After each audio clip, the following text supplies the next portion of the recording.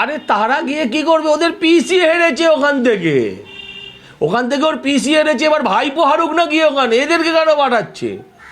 যেখানে স্বয়ং রাবণ হেরেছে সেখানে হাবি জাবি রাক্ষস পাঠাচ্ছে। এরকম হয়, ওরা একটা রাজনীতি তৈরি করার, ন্যারেটিভ তৈরি করার চেষ্টা হচ্ছে।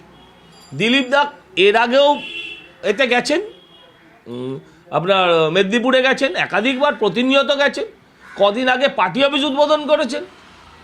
দিলীপ দা নিশ্চয়ই এখন তাকে কেন্দ্রীয় নেতৃত্ব আরও গুরুদায়িত্ব দিয়েছেন, ফলে তারা উৎসাহিত।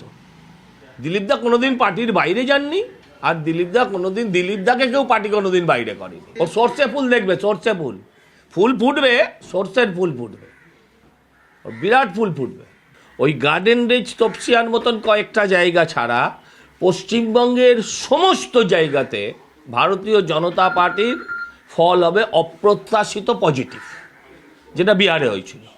মোদিজিও হয়তো বুঝতে পারেননি, কিন্তু আমরা তো মানুষের ঘরে ঘরে যাই, সাধারণ মানুষ, আমরা বুঝতে পারছি কোনো ভদ্রলোকের ছানা আর যাই হোক তৃণমূলকে ভোট দেবে। আপনারা বলুন, অসিত মজুমদার যখন এসআইআর বন্ধ করে দিল, তাতে মানুষ নাকাল নয়? আপনি যদি বয়স হয়েছে বলে আপনি যদি ভোট কেন্দ্রে, যে আপনার বাড়িতে বসে ভোট দেওয়ার অধিকার, এটা নরেন্দ্র দামোদর মোদী স্থির করেছেন।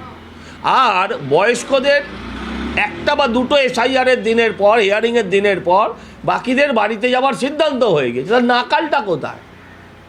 আপনি দেশে থাকবেন, দেশের কোনো সিস্টেমে থাকবেন না, এটা তো হতে পারে। হ্যাঁ, ভালো করেছে, এটা ঠিক করা উচিত, এটা করা উচিত। এটা না করলে আমরাও এখানে কিছু না কিছু করতাম যাতে খেলতে না পারে।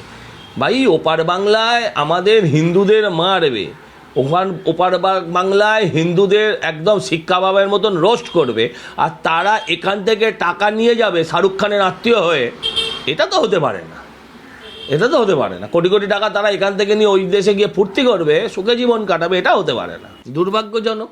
যত দিন যাবে, যেভাবে পিসি এবং ভাইপো মিলে যেভাবে উস্কানি দিয়ে বেড়াচ্ছেন, তাতে করে এই ধরনের ঘটনা প্রতিদিন ঘটবে। এই ধরনের ঘটনা নির্বাচন এবং নির্বাচন পরবর্তী দিনগুলোতে প্রতিদিন ঘটবে, এ ব্যাপারে আমি নিশ্চিত।